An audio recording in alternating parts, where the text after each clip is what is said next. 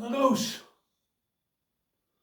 Jan is wel dik en ongezond. En hij maakte wel eens te bont. Jan maakte een losse grap en dat viel verkeerd.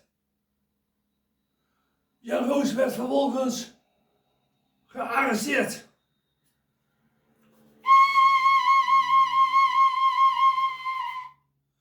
Jan probeerde het in de politiek. Met 0 zetels was hij op zijn piek. Hij ziet eruit als een oude man. Iedereen denkt dat hij al bijna met pensioen kan. In werkelijkheid is hij nog geen 50 jaar oud. Jan, wat doe je toch fout?